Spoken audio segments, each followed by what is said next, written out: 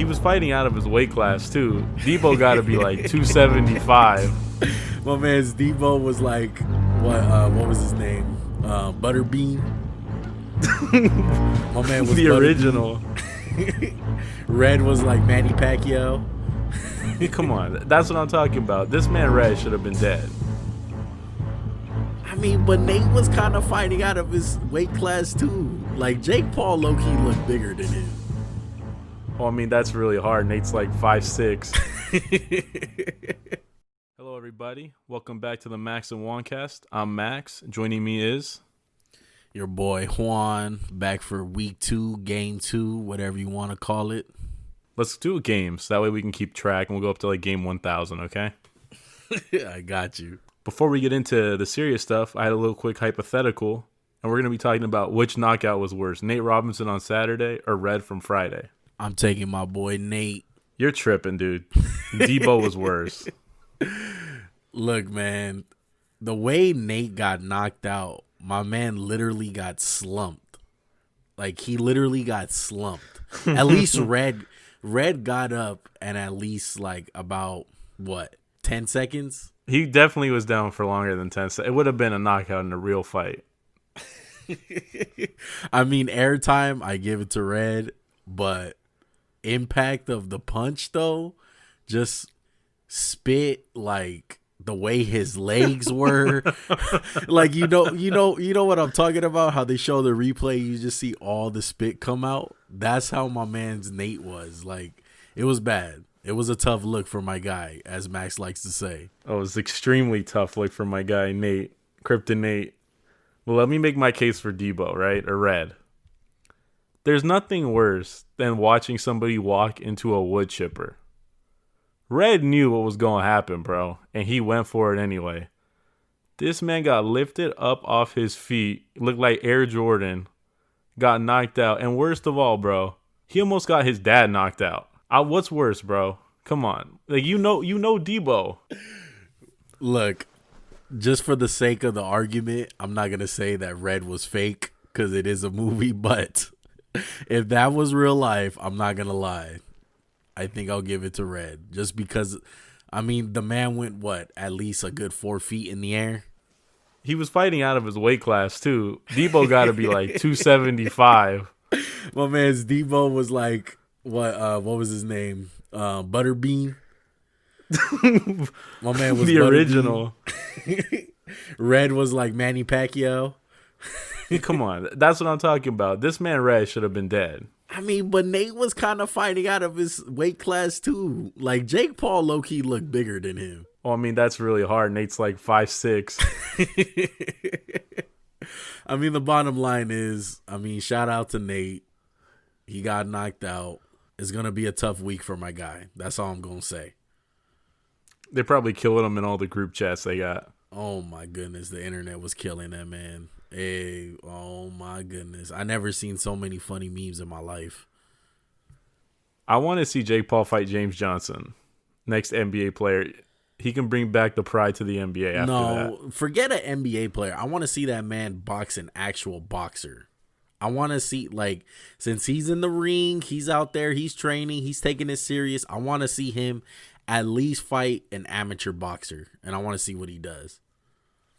Yeah, I agree with that. He didn't look horrible. Like, he actually looked like he knew how to box. Nate looked like he didn't know how to do anything important. Nothing. He had his hands up. He looked like a fool. Hey, shout out to Snoop, though, bro. Did you hear how good Snoop was on the commentary? Yeah, he was like, Nate, put your hands up, Nate. That was good, man. It was a classic. But all right, let's get into some serious stuff. We're going to start with some NFL this week, obviously. And the first game we're going to talk about the Bucs versus the Chiefs. We got the GOAT, Tom Brady, versus the new GOAT, Patrick Mahomes. For those of you that didn't watch the game, Kansas City does what Kansas City does. You know, usually they get a feel for the game, and then they, like, explode one for, like, 25 points. Yeah, all the time. Yeah, that happened in the first quarter. And I don't know if you knew this, but this is a hot take. Tyreek Hill's really fast. Oh, I just found that out. Are you being serious right now? It's a heart attack, dude. I don't know if Bruce Arians knows or Todd Bowles, but you cannot put Carlton Davis, who I think's a good corner, but he's not fast. Don't put him on an island. I mean, for Christ's sake, like, at least put a safety back there for my mans. It wasn't even after the first one, though. That's what was shocking to me. I'm like, okay, one time, I get it. You think you can handle it? Okay. But twice? I mean, what do you have? 200 plus yards in the first quarter? Or in one quarter, should I say? He backflipped into the end zone. That's so disrespectful. I would have to fight him on sight. That's some Deshaun Jackson type stuff right there. Except you didn't fumble the ball at the one just for, giggles. Oh, my goodness. I mean, does this confirm that the Chiefs are the best team in the league right now? Absolutely. And I don't think we talked about this the last podcast, but just Andy Reid winning the big game, it just seems like it relaxed him. So now he can go to the playbook. He doesn't have to worry about people giving him crap for not winning one. Him and Mahomes look so relaxed out there, and it's scary, man. Yeah, Mahomes is amazing. He continues to amaze me every week. It's under pressure. It's throwing to the left, throwing to the right, off his back foot, guy in his face. It's not gonna matter. They had a little dry spell in the second half. They're amazing. They're the best team in the league, even though they have one loss. Like we said last time on the podcast, Steelers are not the best team in the league, and what I feel is the way that the rules are in today's NFL. Yes, don't get me wrong. You want to have a great defense, and the Steelers do indeed have a great defense. But how the rules are with the way you can play receivers, I feel like it's just not enough sometimes. You have to have a quarterback like Patrick Mahomes and make these ridiculous plays off your back foot, throwing to the left, throwing to the right, like I said, and it's just too much for teams. And they're just really hard to beat, even if they have a great defense that's playing them. It would kind of be a fun exercise just to make a perfect defense to stop them, without going overboard. You don't get like 11 all-pros, right? Yeah, I mean, the Buccaneers have the recipe to beat them. They have a good defensive line. That's the best recipe to beat any quarterback. So that dry spell you were talking about, do you think that had more to do with Tampa's defense or the Chiefs letting the foot off the gas? I think it's typical Andy Reid. It's letting the foot off the gas. It's not showing your cards.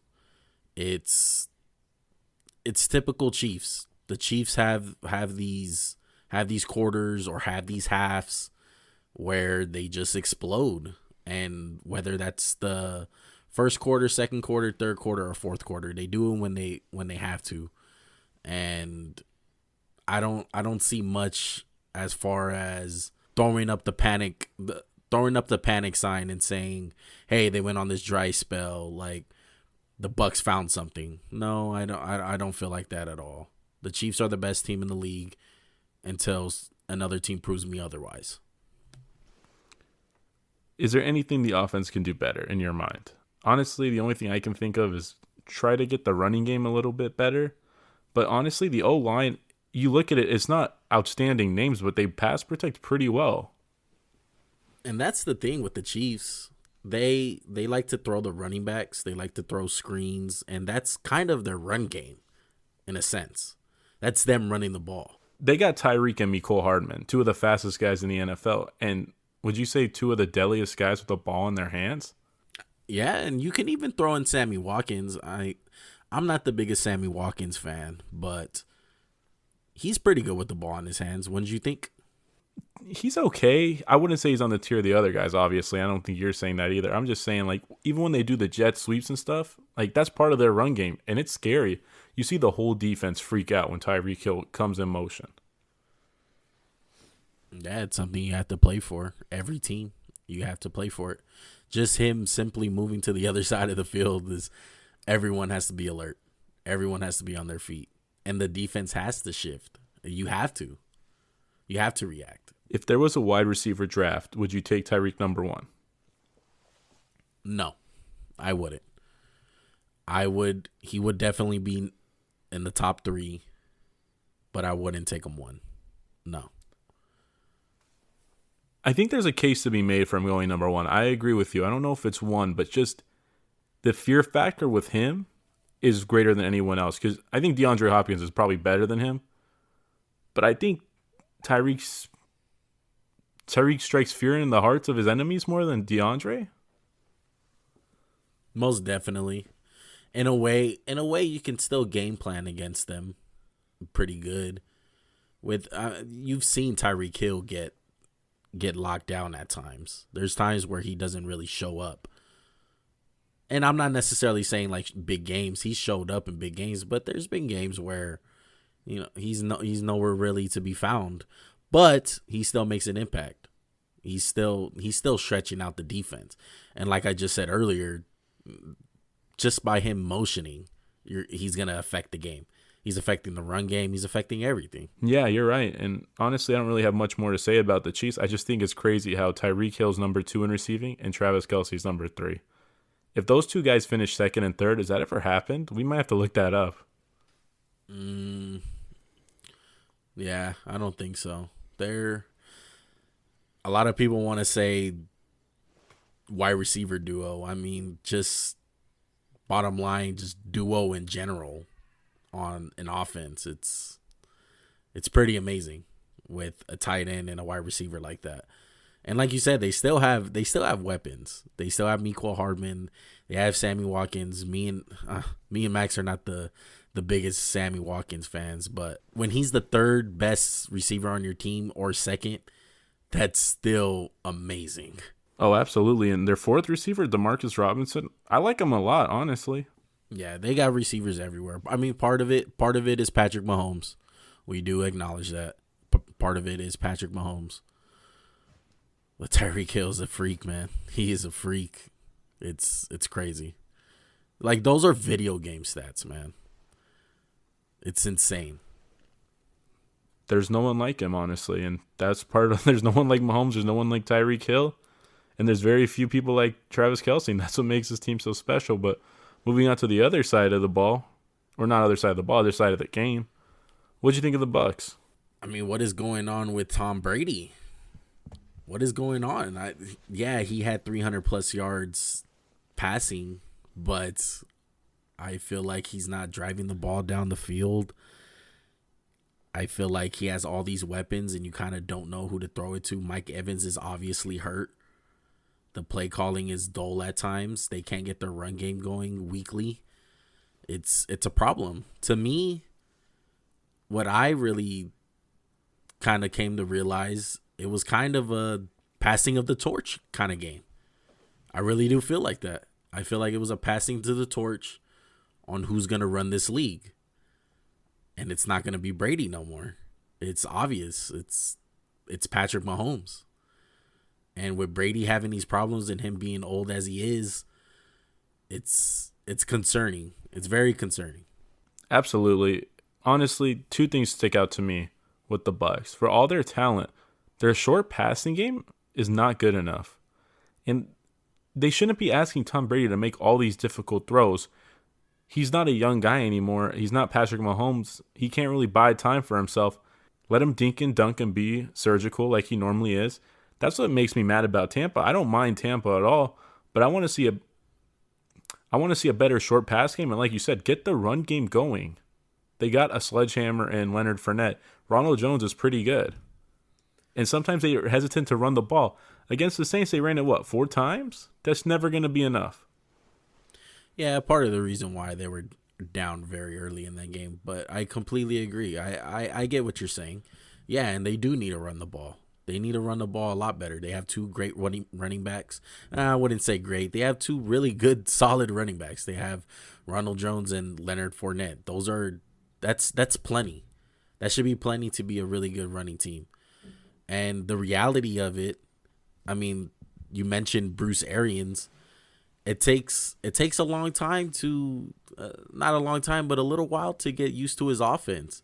There's been a lot of quarterbacks that have came out and said that his system kind of takes a while to get a grasp of. Roethlisberger, Andrew Luck, Carson Palmer, and you've seen what happened to Jameis Winston last year. Once you feel like Tom Brady has a grasp of it, they have a week like this where you think, like back to square one. And that's a problem because right now Tom Brady doesn't have time. That's what he doesn't have. He doesn't have time. He doesn't have time to learn the offense and come back next year. No, it's this year. It's all or nothing. It's obvious. They went in. They went all in this year. They got Antonio Brown. They picked up Rob Gronkowski. They got what he wanted, and it's his job to get a hold of this offense. I 100% agree with you, and I'm not just agreeing with you because you're my friend or anything. It's just the truth. I would say Bruce Arians' offense is one of feasting or like famine, and we've seen that with multiple quarterbacks, like Jameis last year. At times it was feast, and sometimes it was, oh my God, what is this? It's terrible. And part of that's on Jameis, of course, but I've never loved Bruce Arians' offense. People say it's quarterback friendly, but it's not completely, I would say. It's kind of like a misnomer. Yeah, you get the good stats, it makes you look good, but it's not easy. Yeah, it's not. And like I said, two big quarterbacks that stand out is really Jameis Winston and Carson Palmer. Because I still believe that Jameis Winston has talent.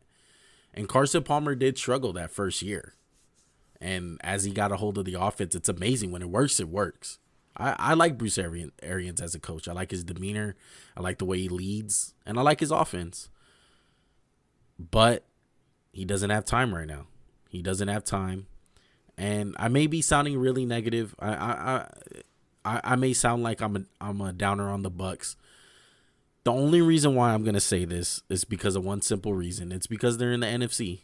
And the NFC right now, doesn't have any real big contenders. The biggest dog that they have is Green Bay. I mean, Green Bay's up and down for me. It seems like every time they play a really good team, they kind of get exposed. And as far as the Saints, yeah, they're mismatched with the Saints. But it's going to be extremely hard for the Saints to beat them 3 times, don't you think? Well, history tells us that. Beating a team 3 times is no easy feat, and I can't remember the last time I seen that happen. It's obviously happened, but it's not a common thing. First of all, playing a team 3 times isn't common. And those teams know each other. And if they played again, I'd probably pick the Bucs, honestly. If they improve, right now would be kind of a stretch, but I still believe in the Bucs. And Tony Romo was saying during the game, I think the best is ahead for the Bucs. Because like you said, there was no off season. They're not running on time. They're running out of time, But I think the further this gets, I think we're going to start to see signs of improvement. I could be 100% wrong, but that's just what I believe. Yeah, it's off of the simple fact there's really no one in the NFC right now. Yeah, the Seahawks are scary, but it looks like they're losing running backs every week. And there's really no home field advantage this year. So that takes out the equation of going to Seattle. It's not that big of a deal going to Seattle. It's not that big of a deal going to Green Bay. So with that said, they still have Tom Brady. Tom Brady's still going to get through the NFC, I feel like. And they'll be fine. Let's not hit the panic button. They're still going to make the playoffs. But they have to get it together if they want to play in the Super Bowl against a team like the Chiefs or the Steelers. It's going to be tough. And those kind of teams, I don't think they're going to be able to beat them. Instead of hitting the panic button, I would say, what's the panic meter at for them? I'd say it's about 40% right now. I'll say a little higher, 50. I'll say about 50.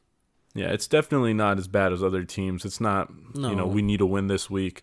But I think they just need to start showing signs of improving. And sometimes they've showed them, and like you said, they've taken a step. Every time they take a step forward, they take a step back. And I kind of want to just see, let me get 4 steps forward. Yeah, they had a cornerback. I mean, Jamil Dean didn't play in that game. He's a big part of their defense. So, I mean, that didn't help them out. But they can play a lot better. And we all know that the Chiefs are the number 1 team in the NFL. And it's going to be tough. But they'll be fine as far as the NFC goes. As far as playing the NFC teams, there's really nobody. There's no team out there that scares me of beating them. And I think they know that too. I agree. I feel like any NFC contender is like a pick 'em. It's not really oh, wow, this team's so much favored, And we're going to transition from talking about 2 of the best teams in football to 2 of the worst teams. Definitely the worst division. This is the first of the Thanksgiving games. I think we're going to talk about this one first. You want to talk about this one first? The Cowboys versus football team? Yeah, let's hit on it, man. So, let me paint you guys a picture. It's 4th and 10, 4th and whatever, and instead of keeping our offense onto the field to try to go for it when you're down in the game, we're going to call a punt, but it's a fake, and we're going to do a double reverse. It takes about 10 seconds to develop, and we're going to get tackled for no gain. Have you ever seen this picture, Juan, or thought about this picture? Did you mention that they're in their own territory? Oh, I'm sorry. You're on like your 25-yard line, 30-yard line. Yeah. No. Well, it happened, and it was a calamity. It was a joke.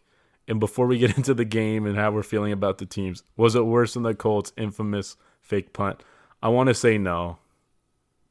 No, just probably just off of the impact of the game. This wasn't as big as a game as that one was, but it was still bad. Very bad. And I would argue a worse play call because there wasn't no miscommunication on this one. That was the main problem with the Colts fake punt, was miscommunication.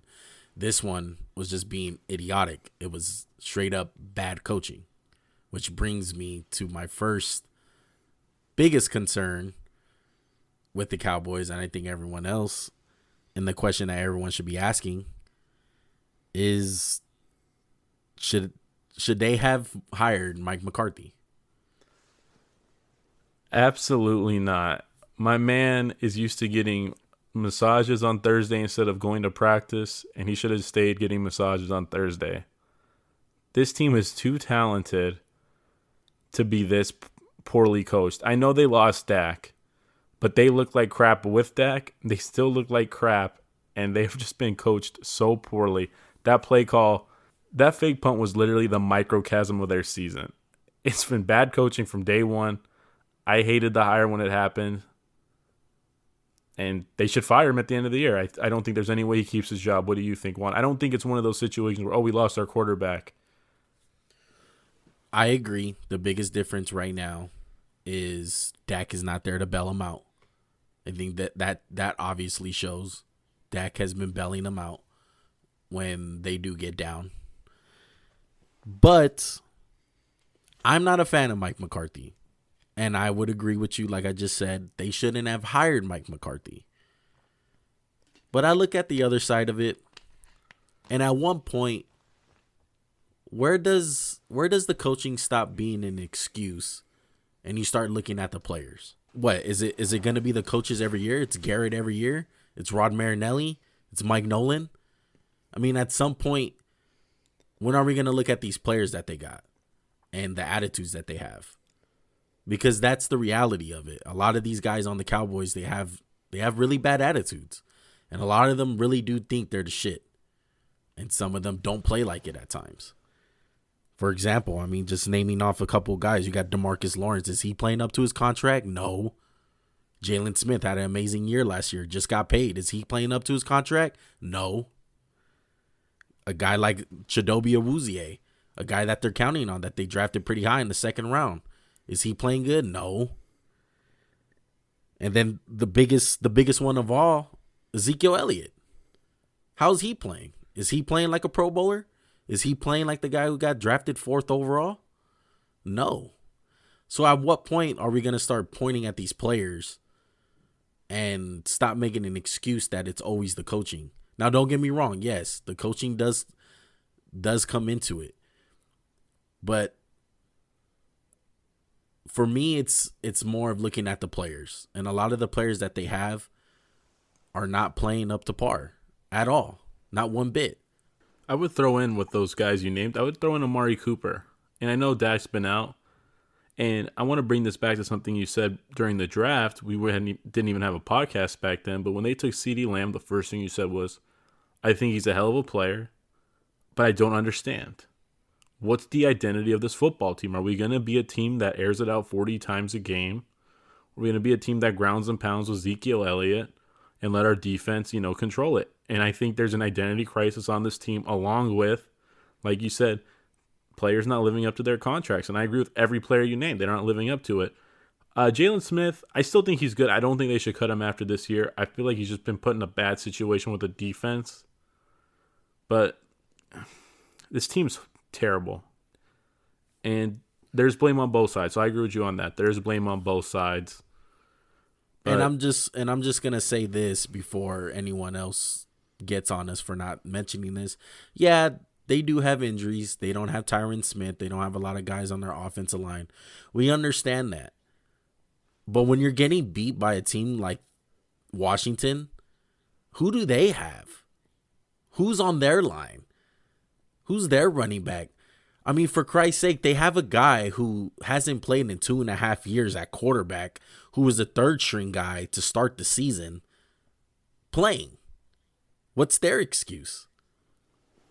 And the fact that you guys went out there and played like that on Thanksgiving on your home turf 2 years in a row, not to mention, because they got their ass kicked last year by the Buffalo Bills, and that was a really good team. But we all know Washington's not that good of a team. Yeah, they're young. They have a good defensive line, but they're not that good. The Cowboys are way better than them, top to bottom. Would you say the Cowboys definitely made a mistake of hiring Mike McCarthy over Ron Rivera? Yes, definitely. Ron Rivera is clearly the better coach. I think he's done a hell of a job. Both these teams, I hate them with a passion because they're in my division. I love Terry McLaurin. He's a monster. Another receiver the Eagles missed on. But like you said, who's Washington really have? I think they're a good young team, but I would say Cowboys have more talent top to bottom. Antonio Gibson, I know he had a huge game, but I don't look at him as some elite running back. I don't really look at anyone on their offense besides Terry McLaurin as potentially being elite one day. Would you agree with that? Yeah, definitely. No, Terry McLaurin is very, very impressive. He has elite fast feet. He can beat press. He tracks the ball very well. He kind of reminds me of Stephon Diggs, to be honest. A young Stephon Diggs. Stephon Diggs grew into a very great elite receiver. But when he first came in the league, he was kind of like Terry, to be honest. Just a guy who's good with the ball in his hands. He can beat press. He's a good route runner. He can track the ball very well. He reminds me a little bit of Stephon Diggs. I would say Stephon's probably better with the ball in his hands because he's a little smaller than Terry, but Terry's probably a little bit better at contested catches than him. But I see what you're talking about. They're both fast. They're both fast and quick. Some guys are fast, like DK Metcalf's fast. I wouldn't call him quick. Yeah. But both these guys are both quick and fast, there's a difference. There is a difference. Yeah, and going back on the Ron Rivera, like you were talking about, I mean, Ron Rivera, he's just not going to take no BS. And I feel like a lot of the Cowboys players are just a lot of BS, man. A lot of excuses. There's always excuses with these guys. And I just feel like Mike McCarthy he's one of those coaches who he'll take the excuses. He's going to treat Ezekiel Elliott like he's a superstar, but damn it, he's not playing like it. Get your ass out there and go practice. And go show up for Thanksgiving against the Washington football team. Bottom line. I mean, what do you do with this guy? What I was thinking right away, I mean, what do you do? You're going to trade him? You're going to cut him? What are you going to do? I mean, he's playing just as good as Leonard Fournette was for the Jags. Leonard Fournette wound up getting cut. The Jags didn't get anything for him. I was just thinking that we hadn't talked about who reminded us of. Yeah, I was thinking the same thing. Leonard Fournette had a hell of a year last year, I would say. He showed improvement as a pass catcher, and they cut him. I get he's a little bit of a problem child, but I wouldn't say Zeke's any better as like in the locker room or off the field. Zeke ain't no angel. Exactly. So what's Zeke Elliott's value? I think he has value, but teams don't want to play like this anymore. Teams don't want to sledgehammer you 50 times a game. And I don't think Zeke has it anymore. He's lost a step. Yeah, he's lost. He doesn't make guys miss no more. I don't even think he's the best running back on his team. I truly don't feel like that. It's just mine. It messes with my mind because the Cowboys should be a run-first team. It should be about Zeke. Because Dak Prescott is not that type of quarterback. Yeah, he throws for a lot of yards. It's more because they're down in every game.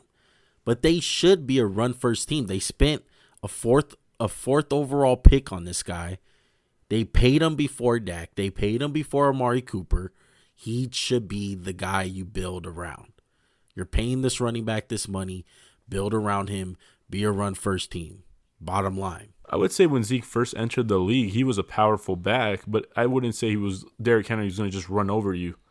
He was the type of guy, he was shifty, he'd make a guy miss, and then he'd destroy like a safety or someone, right? Yeah, he doesn't make guys miss no more.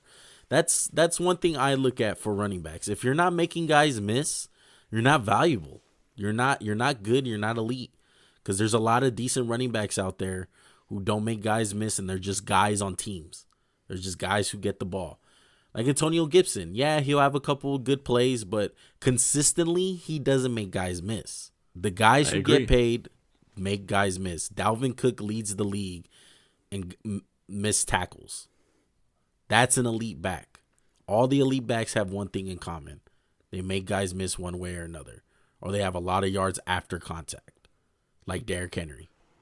And if you don't have those two things, you should not be getting paid like Ezekiel Elliott. Honestly, the only way I can really see this is cutting him, because I don't think a team would trade for him. No one wanted to trade for Leonard Fournette. I mean, what are they going to get? You're better off keeping him at that point. Maybe restructure the contract, save some money. He's not. I mean, they have to pay Dak, right? Yeah, they have to pay Dak. Speaking of Dak, what do you think Dak's record would be with this team? I think they're 3-7 right now. They are 3-7 right now. Excuse me. Would they be like 4-6? Maybe 5-5 with Dak? Maybe 500. It doesn't correct their defense. Their defense is still getting beat, like when Dak was healthy. And honestly, can we say one of their wins was a fluke in Atlanta? Definite fluke. Was it? Well, maybe not a fluke, knowing that it's Atlanta, but overall it's a fluke. Yeah, Atlanta deserved to win that game. Bottom line, they outplayed them the whole game, and the last 4 minutes, Atlanta just did what Atlanta does: collapse. Sorry, Atlanta fans. We're not even going to talk about you this podcast because it's a sore spot for someone on the podcast. Oh man, sorry. Going back on football team, is this team going to make the playoffs? I think they're definitely the best team in their division. I think they have the best path to get there because the Eagles are trash. That's my Eagles. The Cowboys are trash too. It's between the Giants and I almost said it, the football team. I almost said the other name. I wouldn't say they are good. I don't have them beating anyone if they do make the playoffs. They need to find a quarterback. They need to find some more weapons if they want to compete for years to come. One thing that's great about them and why they're in these games and why they're winning a lot of these games is their talented defensive line with Chase Young and Montez Sweat and Jonathan Allen, and they're monstrous. Deron Payne, Ryan Kerrigan here and there. Yeah, the names go on. They're stacked. They're very stacked. They have a decent secondary. Their linebackers aren't too bad. They have something to grow on. With that defense. Their defensive line is very impressive. So right now, I know you haven't really thought about it, but who are you leaning towards taking for this division? We both agreed. Whoever wins this division, it's just, wow, it's a crapshoot. Yeah, like I said, I think maybe the Eagles, if they get it together. We just finished watching. We just finished watching the game on Monday night. They just lost against the Seahawks. It's probably not going to happen. But if they do get it together, that'll be the one team that I feel like would actually beat someone in the NFC. Other than that, who I feel like is going to win the division, it's either going to be the Giants or the Redskins. And the Giants don't have too bad of a defensive line also. I'm sorry, there's no team in the NFL by that name. What is that? What, football team? Yeah, football. You said the whole name. But it comes down to the Giants and Washington. It comes down to them. I think those two teams are going to win this division. None of them are going to beat anyone. They're probably going to wind up playing Tampa Bay, probably. To be honest, they're probably going to play Tampa Bay. It's going to be the crappy divisional wild card game or whatever. Yeah, it's going to be the Saturday game on ESPN that no one watches. The NFL loves giving. NFL loves giving ESPN crappy games. I hear ESPN. Just take this one. I'm surprised it's not going to be Texans Bengals like it is almost every year. Yeah, Texans are always in the ESPN game, I feel like. And they need to bring back Booger if it's a crappy game. Hey, The announcers for Monday Night Football with Theo Reddick and I'm forgetting the other guy's name. Louis Riddick. Louis Riddick. Sorry, I said Theo Reddick. And Greasy. I can't think of his Brian first name. Greasy, and I forgot the actual the head Oh, anchor. Steve Levy. Yeah, from Yeah, he's not Center. bad. They don't bother me. They're not terrible like Witten and Booger. Even though I miss the Booger the Booger Booger Crane. Yeah, the Booger Crane. Crane. Out here blocking the view for fans. I mean, it doesn't reach that level. Anything is better than that. But ESPN, it's doable this year. I like Louis Riddick. I like his take on the game. He's a former player. He stays updated with the game. He understands the game. Brian Greasy's cool. They're not too bad. I've seen worse. They're about as like vanilla or mediocre. They're not good. They're not great, but they don't really offend it. No one has a problem with them, you know? Exactly. Yeah. Greasy was defending Carson Wentz today, so he has a special place in my heart. He was talking about how bad our O-line was and no one wants to talk about. But, okay, we're going to move on from these two crap teams. I wouldn't say, okay, let me take that back. Football team's not crap. Let's move on from one crap team to another. The Lions versus the Texans. This is the last Thanksgiving game we're going to talk about because one of them was canceled, which we're going to go into about NFL and COVID. Can't wait for that. But I guess the bottom line of this game was Lions suck. They can't take care of the ball. And what did you think about the game? I mean, the game itself, it screamed out Deshaun Watson to me on how he's still elite and how much the Lions suck. First, the Lions just suck, man. We're gonna get into it. You know what? Matter of fact, let's talk about it. Let's talk about the Lions. And Yeah, let's end on a high note. Yeah, we got to end because I want to save Deshaun Watson for last. So let's talk about the Lions. They did fire their coach, Matt Patricia. And their GM, Bob Quinn. And their GM, I think they're both deservedly get fired. As soon as he got fired, current players, former players were so hyped for it. And that just screams, geez, that's horrible. That's a tough look for your team. Yeah, most definitely. The first thing I can think of when I saw that is they can't get it together. They continue to make bad decisions. They shouldn't have hired this Matt Patricia in the first place. They should have kept Jim Caldwell. They continue to waste Matt Stafford's career and talent and prime over this, and they need to get somebody that's quarterback friendly for the next coach, and they need to get a GM that knows what they're doing and build around Stafford the right way, because it's ridiculous. The Lions as an organization has been bad, and I know a bad organization when I see it. I'm a Raider fan my whole life. I know trash when I see it, and it all starts with the coaching and the general manager. That's the only way you're going to get better. And if those two guys are not on the same page, it's not going to work. It's never going to work. That was what I found weird was, first of all, the hire of Matt Patricia. They hired him, and then he was a great defensive mind in the Eagles. I'm not trying to just, shout out for my Eagles. They torched him in the Super Bowl. Torched him. And then they hired him because his defensive acumen. I get he was with Bill Belichick, but I never really thought he was the brains behind the defense. I thought he kind of took most of the credit from Belichick, or he got some undeserving credit. No, I mean, I'm not saying he's a bad defensive coordinator, but the truth is I never thought he really deserved the head coaching job. And Bob Quinn, he was a bad general manager. They haven't really drafted that well in recent years. And like you said, they've absolutely blundered Matthew Stafford's career away. When Patricia got there is when he struggled because they want to just run the ball and be like New England. Well, that's not the strength of your team. I would say in the last 10 years, Detroit's been the worst running team I have ever seen. And it's not even close. Yeah, it's amazing. It's amazing to see how bad they are at running back every year. They draft these guys in the second, third round, fourth, fifth. They pick up Adrian Peterson. They just can never get a good running back. It amazes me. And it's sad, dude. It's sad. Because I love Matthew Stafford. I'm a big fan of Matthew Stafford. He's one of the most underrated players in the NFL, and he's underappreciated because he does a lot of good things. He's a great quarterback. and he's showed it at times. It's just his team is so bad. His team, it all starts, like I was saying earlier, it all starts with the general manager. They just don't know how to surround him.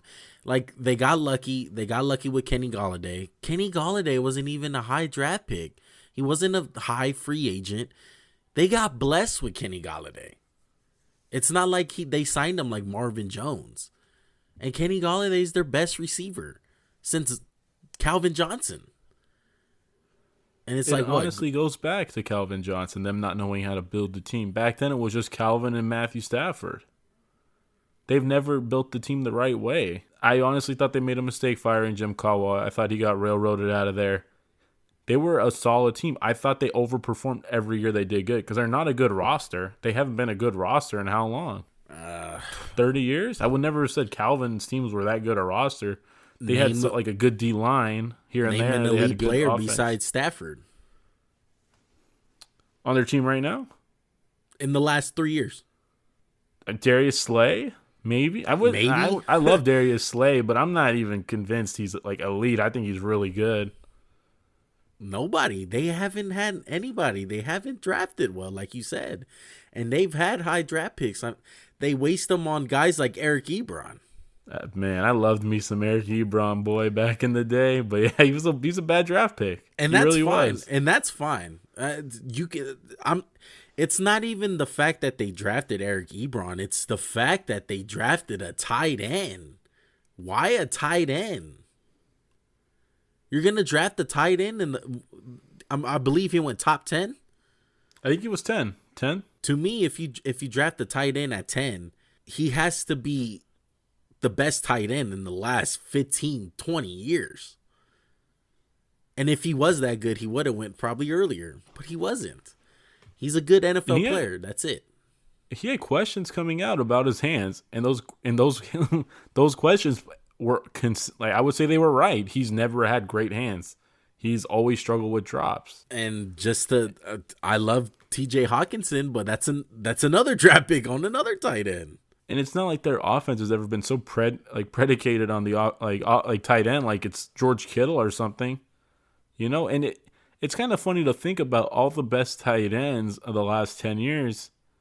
How many of those guys have been first round picks? Gronk, second round pick. Kelsey, I think was a 4th or 5th. Waller, 7th round pick. And what was Kittle? 5th, 6th, yeah. So, Mark Andrews didn't go that high. No, he's a 3rd round pick.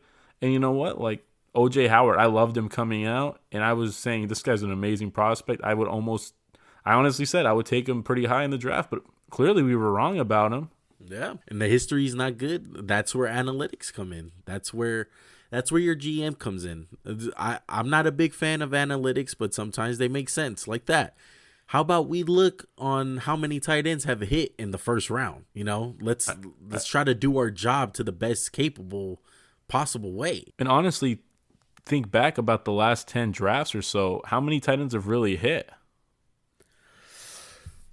I can't think of any that comes to mind. And if they did hit, they hit very, very moderately, like you said with O.J. Howard. I just looked it up. 2010, Jermaine Gresham's taken first round, pick 21.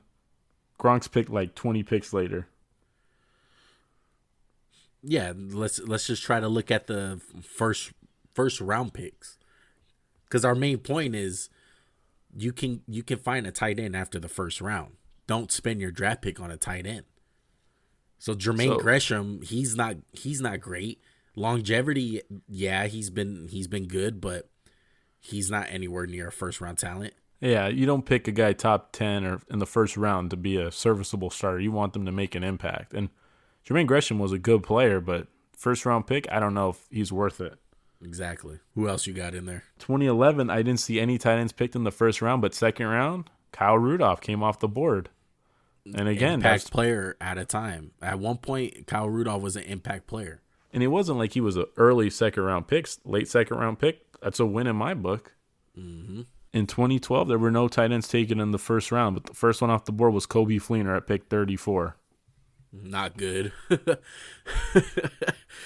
Out of the league in what, 4 years? No, I think he got a second contract. He got a second contract, but not an impact player.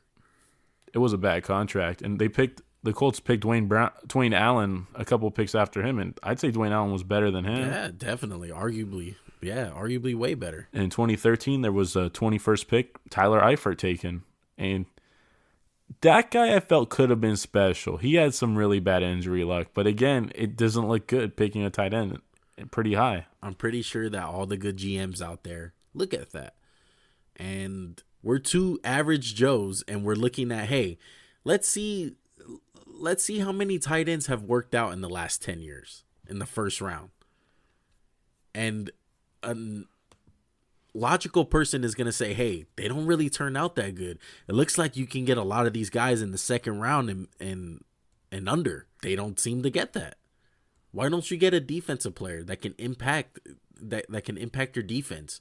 Your defense has been sorry since I can remember. Yeah, absolutely. Like you said, we're just two average Joes. We hadn't even really thought about this. We just said it, and we looked it up really quick, and that's what we came up with. Those guys are misses, and it's not because we hate the guys. I loved Eric Ebron. Juan loves some of those guys, but that's just a matter of facts.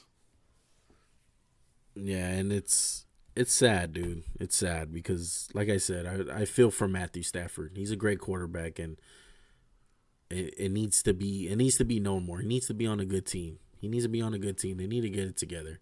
They need to hire a GM, a great GM that knows what he's doing. That's a more modernized, new-minded kind of guy.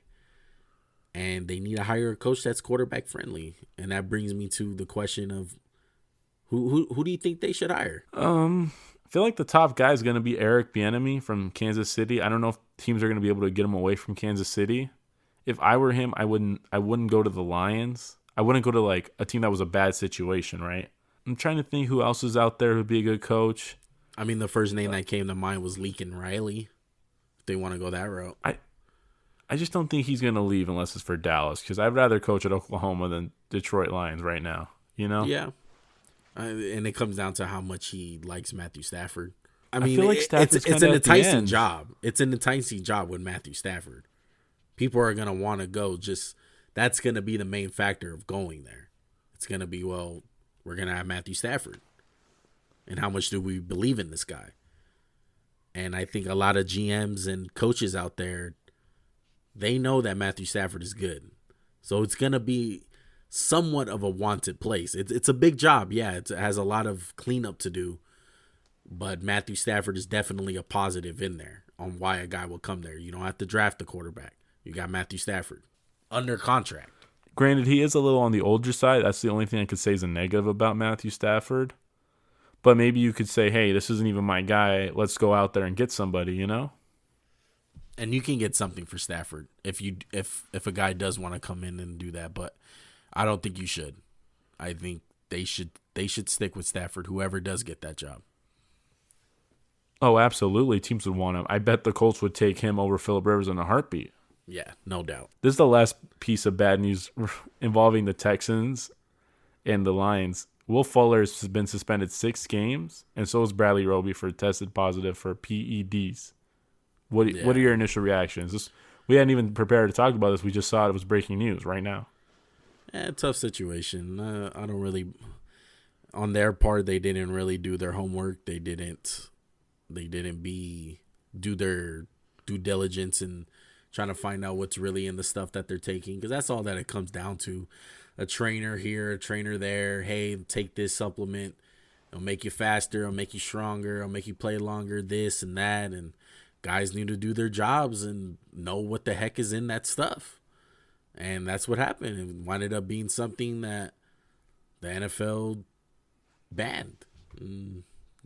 Luckily, they're not a playoff team. I really like Will Fuller. It sucks he got suspended. And I hope what Juan said is right, that it was, just a mistake. I took a substance I didn't know. I hope it's not the other case. It was. He posted on Instagram that a big old long story about how it was a trainer who told him, hey, this doesn't have anything in it that's banned. Just trust me. And he trusted him, and he had to bite the bullet on that one because the trainer was wrong and he shouldn't have trusted him. He should have did his own research, and he should have known what was in there. and wound up biting him.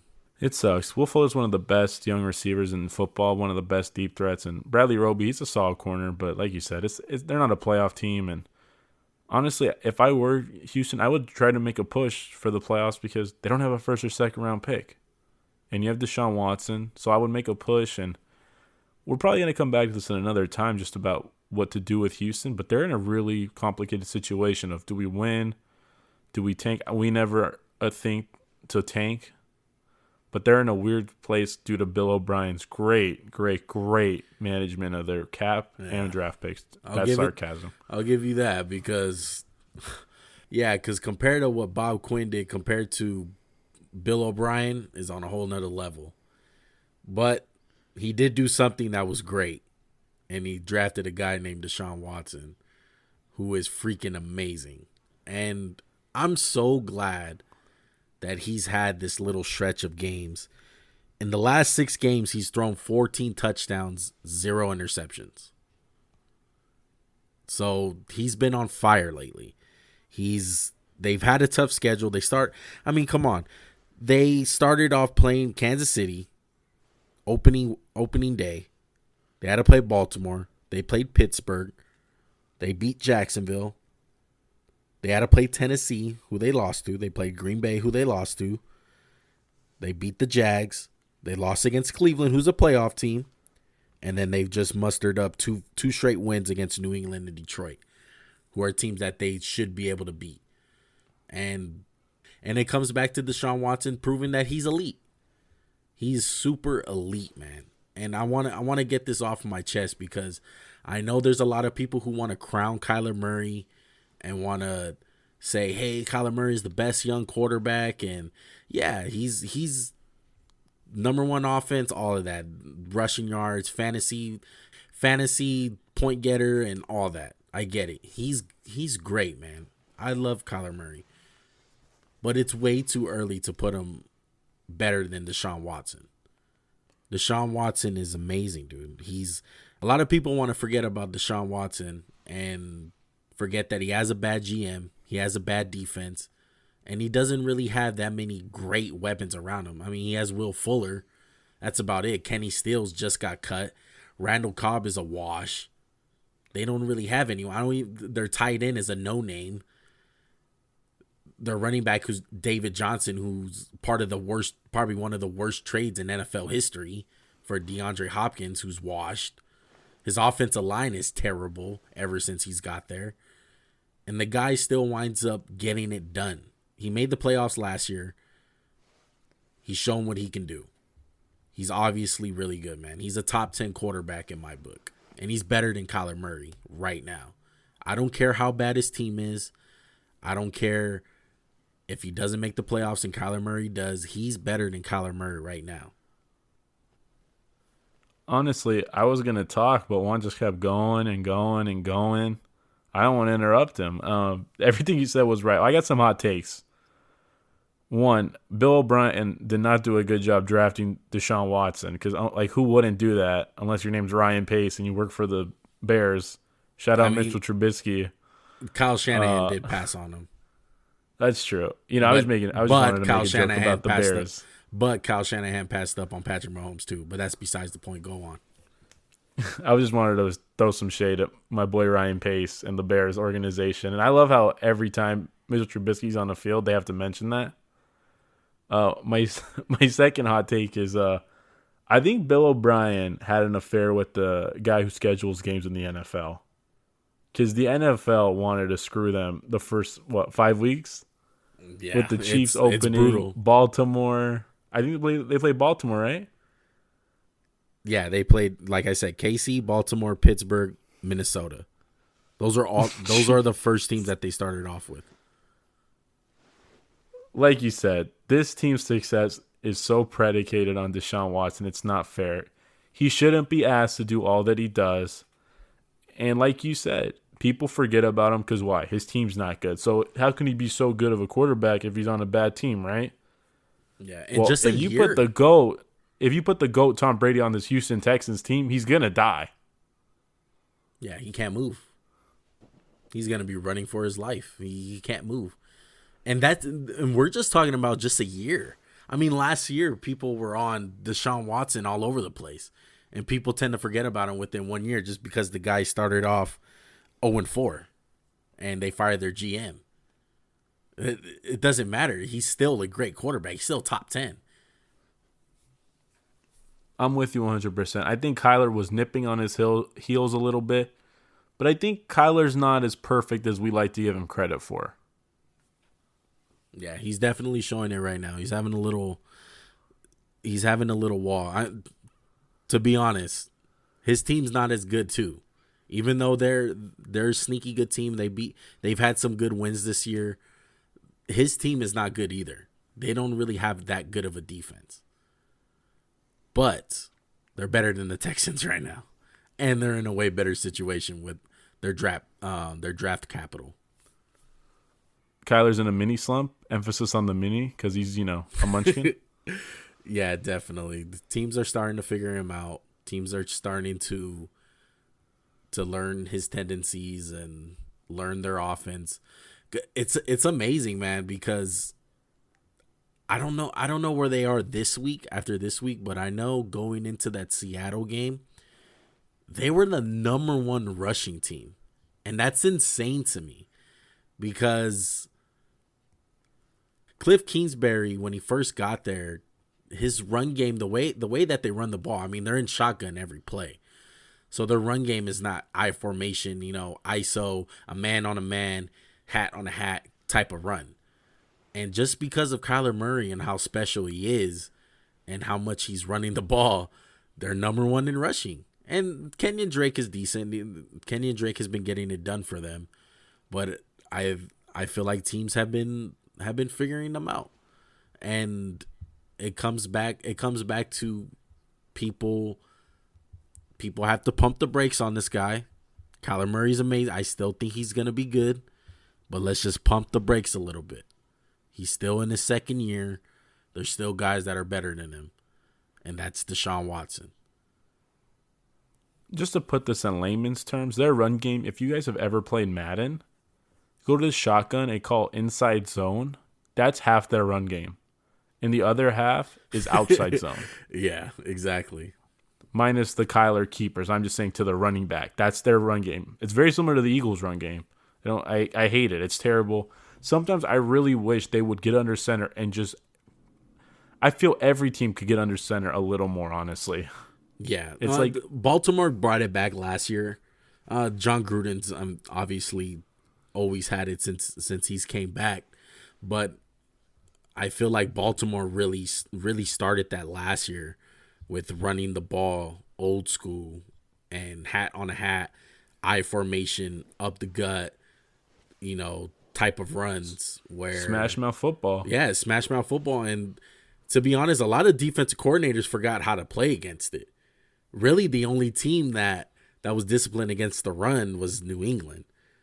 And there was a lot of teams who were just they're not built to beat the run like that. All these teams run with nickel packages half of the time. It's always a cornerback out there. So running the ball is a big advantage. But credit to them. They've been running the ball this year really well. Even without Kyler Murray rushing the ball, that helps them to be number 1. But they've been running the ball solid, surprisingly. Yeah, I agree with that one. And, just to kind of wrap up with the rest of the NFL, the Chargers lost to the Bills. It was a close game. Herbert played pretty good. Josh Allen played good. He had his typical Josh Allen moment where yeah. I'm going to fumble and go just dummy mode.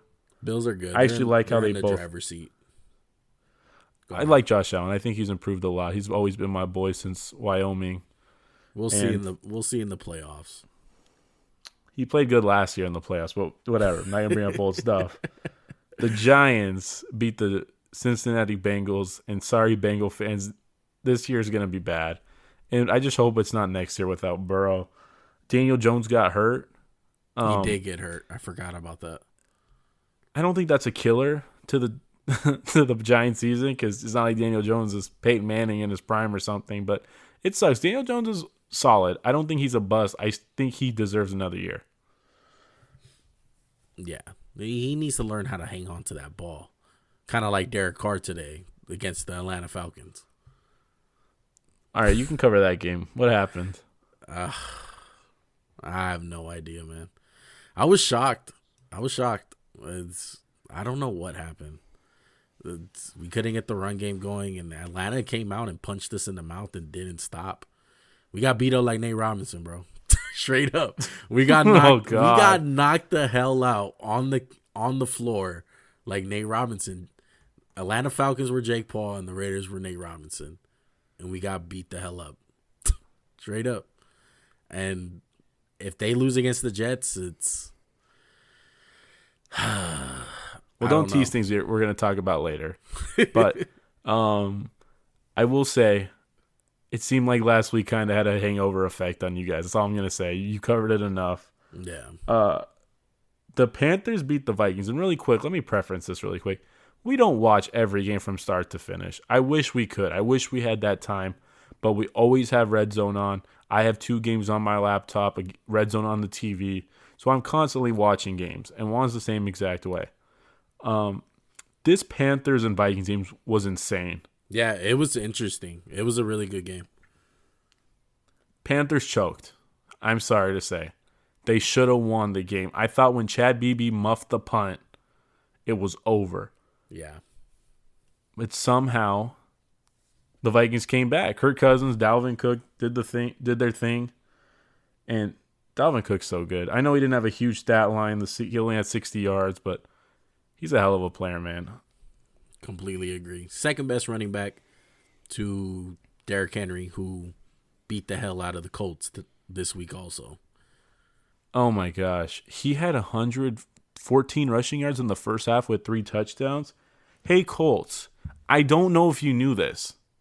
Stop him first. I was shocked. I think the Colts have a really good defense. And I would say if these teams played again, I would still have a tough time picking the Titans. It wouldn't be an easy decision for me.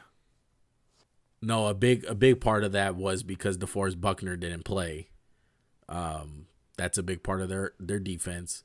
Nonetheless, they got demolished by Derrick Henry. And I agree with what you said. I don't care. I'm letting anyone beat me but that guy. I'm not letting that guy go. Even in the fourth quarter. I don't care if they're down by 14, 10 points. I'm not giving that dude anything. I'm making sure I stop Derrick Henry. I'm doing a Bill Belichick, and I'm going to say, hey, someone else beat me, because it's not going to be Derrick Henry. Because that dude, I thought, say it again. Sorry. Because that dude is ridiculous. Honestly, I know DeForest Buckner didn't play, but I didn't think it was going to be catastrophic. It just kind of proved how much he means to that team. I still thought they had a good defense. They're coached very well. I still think the Colts are a good football team. But this was a tough look for the Colts. And there's no easy way to say it. Yeah. Moving on. Go ahead. You have something? Yeah, and it drops them in the wild card. Same thing with the Raiders. And the Browns, man. Can we give the Browns some love? I'll give them a little love. I love their backfield. They went ugly, and they got a cupcake schedule, man. They still got the 2 New York teams on their schedule, who they're most likely gonna beat. It'd be poetic if the Jets are 0 and whatever, and they lose to the Browns. It would just be so poetic. I think Cleveland's backfield is insane. Just keep giving the ball to Nick Chubb and Kareem Hunt. Baker Mayfield is struggling, and he gets managed. Yeah. Oh yeah. He gets definitely managed. He says, he "Don't almost lose us messes the game." up the game for them every game. Really quick, how many commercials does this guy get? Way too many. Way too many for the way. Bro, I don't see Patrick Mahomes on TV this much. Yeah, he has the attitude and charisma for commercials. He doesn't play like it. That's all I gotta say. He doesn't play like it. I mean, I'm not trying to get your money. Yeah, but come on, my guy. Yeah, way too many. I mean, they're good though. They look like they're in the driver's seat, man. They look like they're gonna make it. I think they're gonna make it. Their schedule is very favoring for them. They're gonna wind up making it. I don't see them making any noise though. I just the way that they win ugly. Hey, they win, but they win ugly. I'll give it to them. They're doing something right. They're taking advantage of their schedule, and they haven't really played anyone. All credit to them, because you still got to play those games, even though they're winnable games. And it showed today, like the Raiders, they're supposed to beat the Falcons. It don't happen. Stuff happens. You wind up getting blown out. And the Browns have been taking care of business. I got to give credit to the coaching. They've done a good job.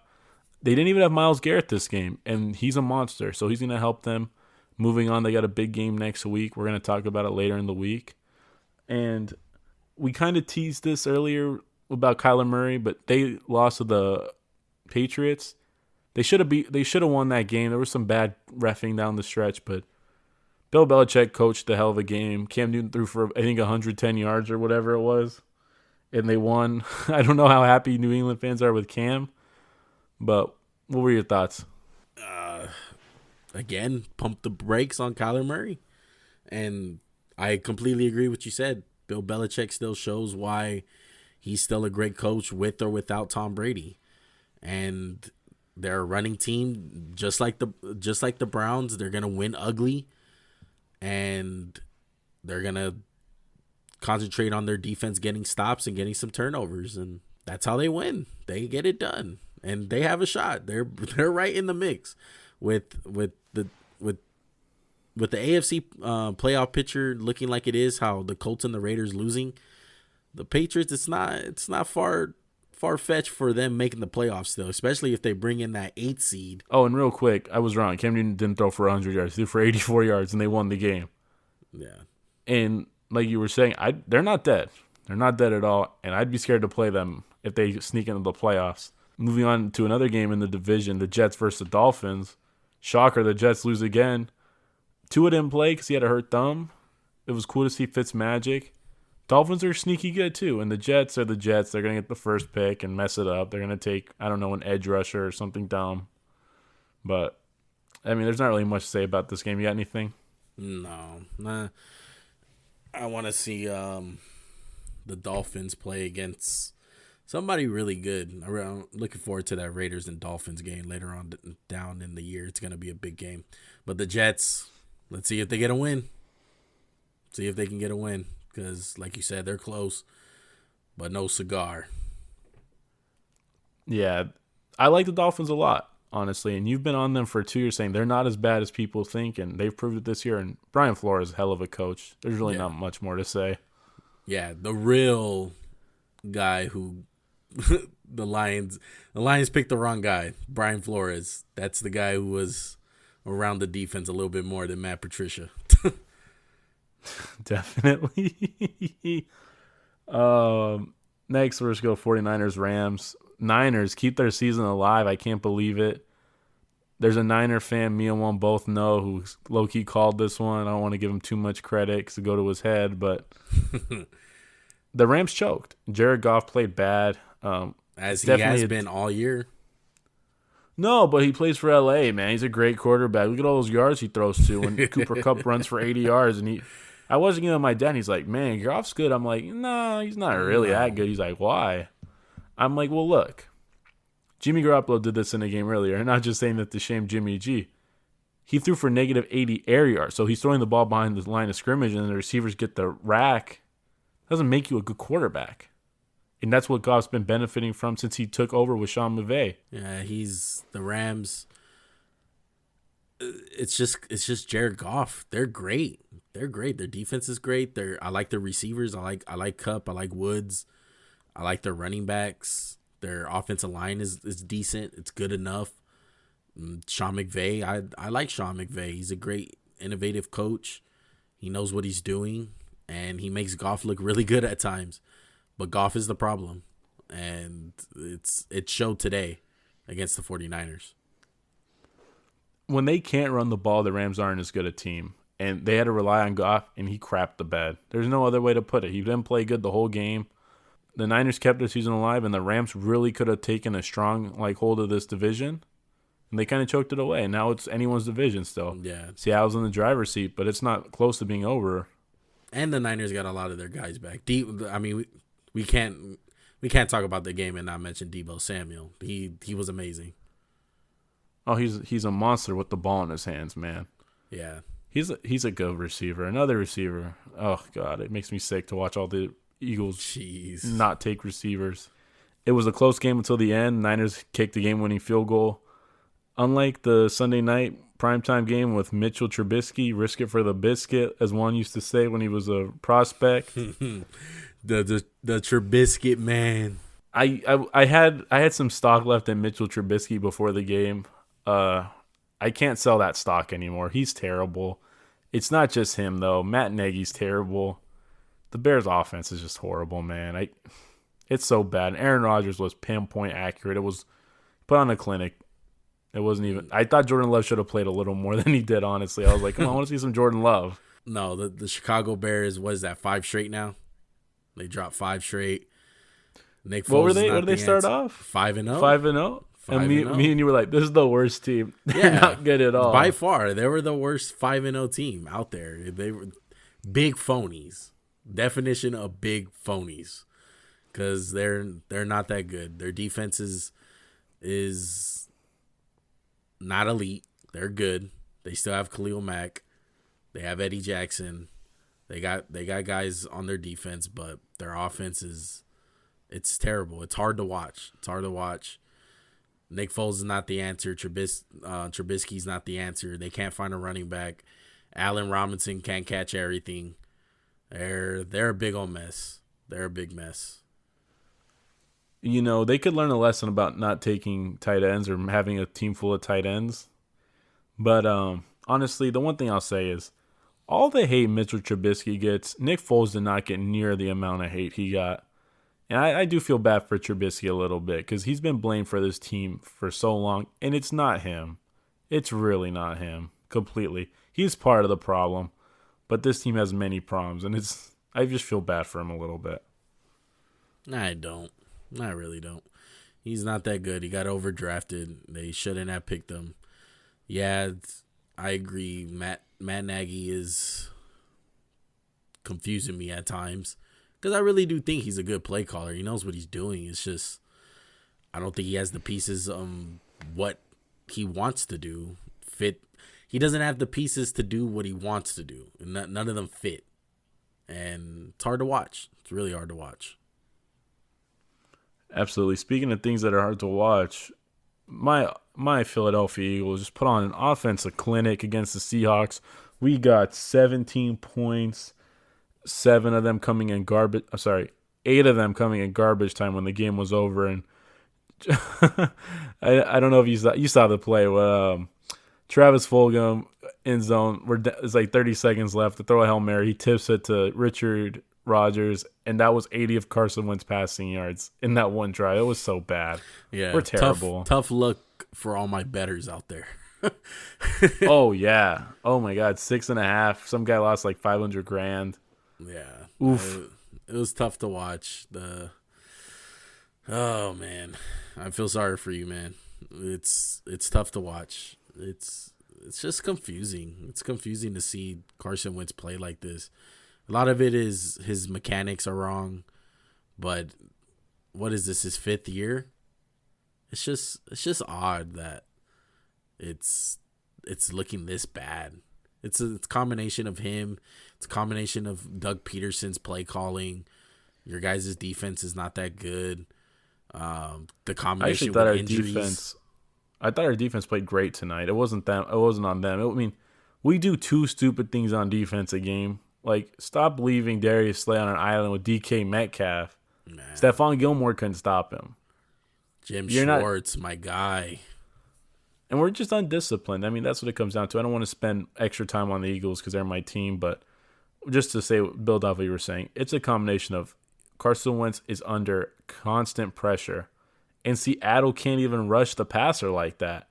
And it's like guys are missing their assignments. Like people don't know the play.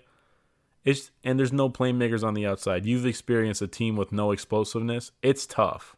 It is tough to be a quarterback for a team that has no one explosive on it. No. You know what's tougher for a quarterback? No, tell me. How about being on the practice squad and being called up last minute. You haven't even met the GM or even the quarterback coach, and you get called up and you got to play an NFL game against the New Orleans Saints. What do you think about that? Well, first we're going to talk about the game, and it's going to lead into the NFL's COVID stuff, and it's a joke. Well, first of all, the game was a joke. It shouldn't have been played. The NFL literally taught them a lesson.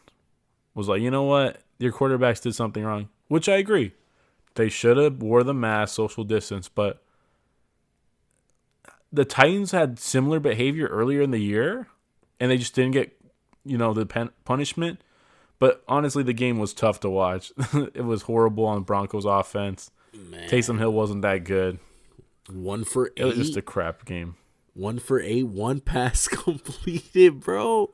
1 pass. He had 2 I don't blame that guy. I don't blame that guy at all. No, not at all. It's just tough to watch, man. I mean, shout out to Tim Tebow. That's like some Tim Tebow stuff, man. Tim Tebow should have a job right now. So should Kaepernick. Oh, they should be some team's emergency quarterback, man. Tim Tebow is probably rolling in his grave watching these Denver Broncos. That was crazy, man. I can't believe they played him at quarterback. They were over here trying to play the coach, the quality coach. They tried to sign him, and the NFL was like, nah, sorry, buddy. Yeah, dude, it's just insane. It's crazy. I mean, the game, they got blown out. I mean, obviously, they had a wide receiver at quarterback. What do you think is going to happen? The guy completed 1 pass. He completed more interceptions than completions. I mean, he threw to the other team more. It was just to put it in perspective, for those of you who've played Madden, again, we're going back to Madden. Imagine you turn the throwing power to the quarterback to like 60. That's what it looked like. He could put no mustard on the ball. It was so bad. I felt so bad for the Broncos. I know you probably didn't because you hate them, but it was just like, wow. Yeah. But let's go into the COVID protocols. Let's just talk about it. Let's have a discussion. I think we both agree it's an absolute joke. Yeah, it is a joke. I just feel like the NFL just keeps it pushing. It's amazing how. Wait, are you saying the NFL don't care about the players? Oh, I know, shocking news, right? Boo boo boo boo boo, like shocking news there. Yeah, put in the laser sound effect. But yeah, they don't care. They don't, and it's a superstar. It's a team-driven league because it's messed up that the Ravens got their game pushed back, 3 times already? And the Broncos... Oh, yeah, and it's a marquee day, too. It's Thanksgiving? Exactly. And they got their game pushed back. As we speak right now, it got pushed back today again to Wednesday. It's a big old mess. It's really... It's just really odd, man. It's obvious they're trying to avoid that 8th playoff team, because they did say the next time where a team has to take a bye week, we're gonna add an no. Excuse me.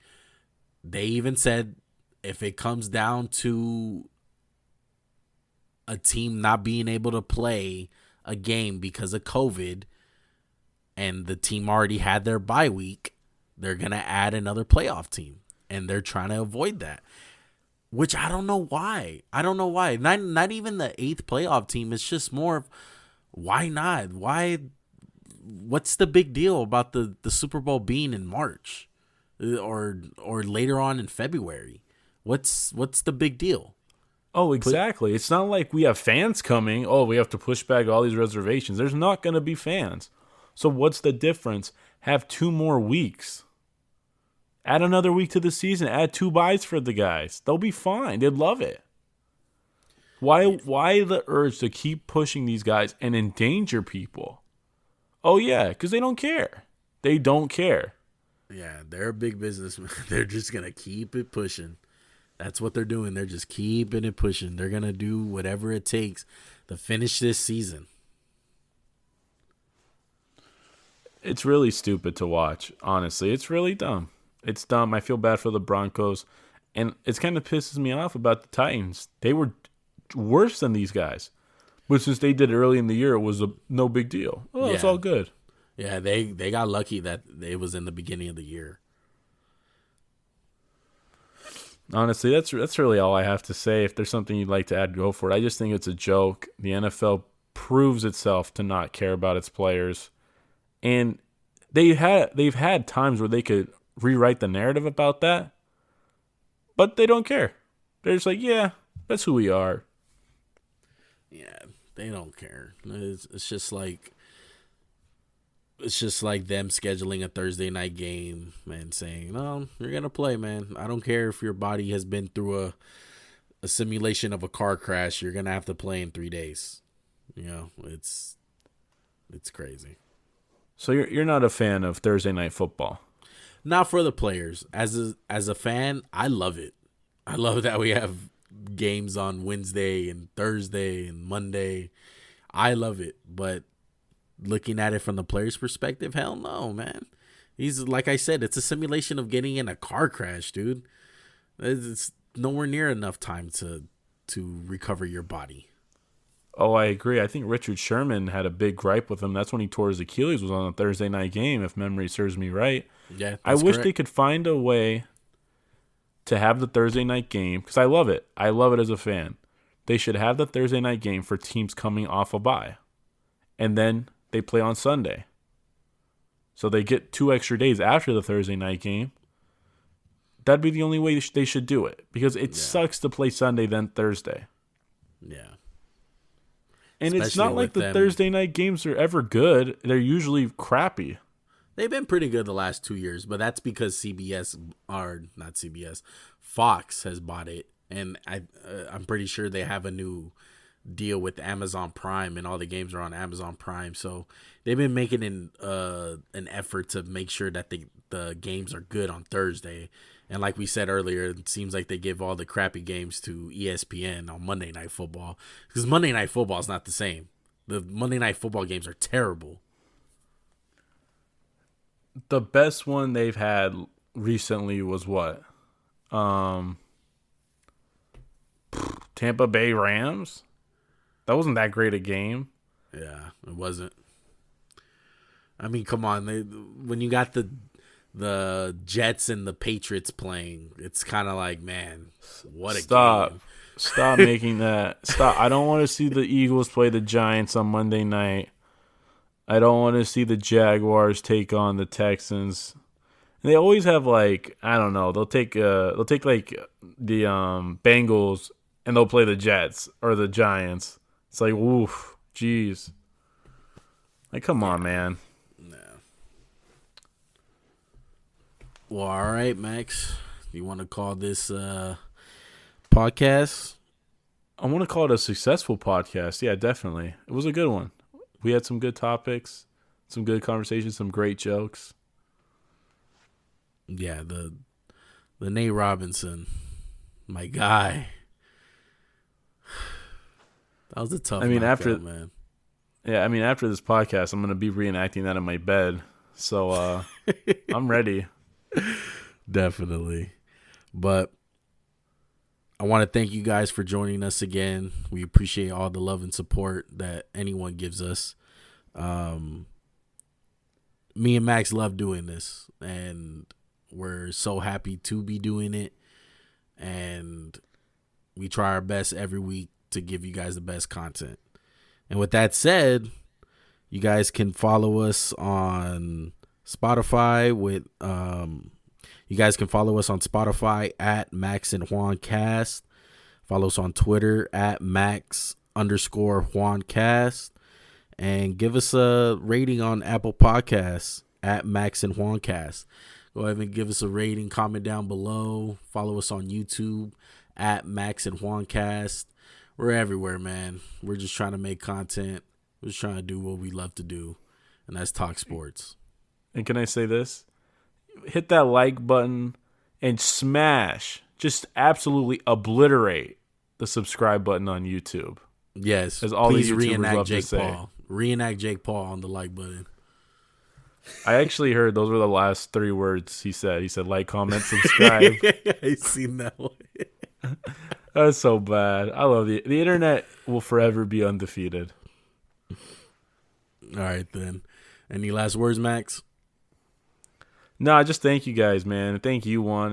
It's fun and it's gonna continue to be fun, I hope. Definitely, man. I do enjoy it. All right, y'all. Peace.